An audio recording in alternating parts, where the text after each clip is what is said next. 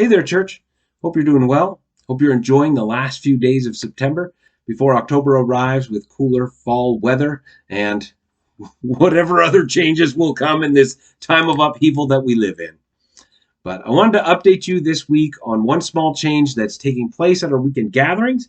And I want to also just kind of recap what I talked about last week in the update video to make sure we're all on the same page with our weekend gatherings. So I'm sure by now you're aware that we're operating under new restrictions again. They directly affect how we do our weekend gatherings.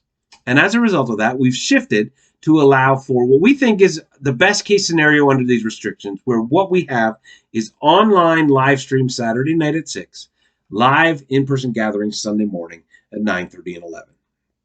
First of all, Saturday night at 6, if you want to log in and join us live, we're doing it live, not a pre-recorded teaching like we've been doing, but we're back to doing it live on Saturday nights like it was when church was shut down. So if you want to join us, you can engage in the comments. You can hear us engage in the comments, and it's just got a bit of a different feel when we're there live and we're engaging with you and you're engaging with us. So if right now you're in a place where you don't feel comfortable coming to church and being in a group setting, we recognize that we want to give you the opportunity to connect, even if it is just virtually online. We want to give you that opportunity to connect with other people.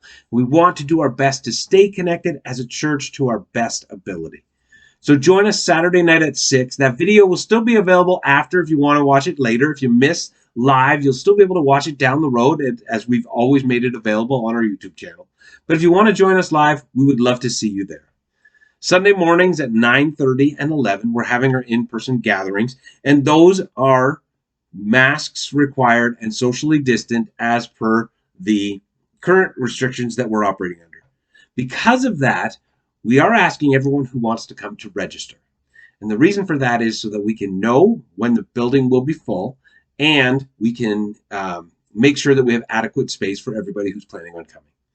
The worst thing that for us as pastoral staff would be if somebody wanted to come to church and they arrived Sunday morning, they weren't able to find a seat because it was already full. So we're asking you to register simply for that sake, so that we can know who's coming, you can know you have a spot, and nobody will arrive and be turned away, which is what we certainly don't want. But again, I want to say, if you're coming on our weekend gatherings live on Sunday morning at 9:30 or 11, they will be socially distanced and masks will be required. It is a bit of a shift in format from what we've been talking about and the way we've done it since we launched in July. We had that interactive teaching that was so good, and I loved seeing people connecting in small groups and just working out what the Word of God said and how to apply it in their life. You've no idea how much that was a blessing to me. No idea how much it was a blessing to me to see our church gather together and people praying for each other at the end of every gathering we had. I loved it. But under the restrictions we're in right now, that's just not feasible. We can't sit 6 feet apart wearing masks and have a conversation and be heard with all the number of other groups that would also be in the sanctuary. So we have shifted our interactive teaching that it will still be that 8 to 10 minute message. And then there'll be a time of reflection after for you to talk to God about, or if you want to discuss, if you came with family, to discuss in your family. We will still be having our Saturday night and our Sunday morning teachings from the same passage. So if you come on the Sunday morning and you want a deeper dive into that text, you can tune in and watch the online video at some point later during the week and hear the deeper dive into that passage. That's certainly still available. But as I said last week, we are in this place where we are asking you to be flexible, even as you already have been. We recognize that.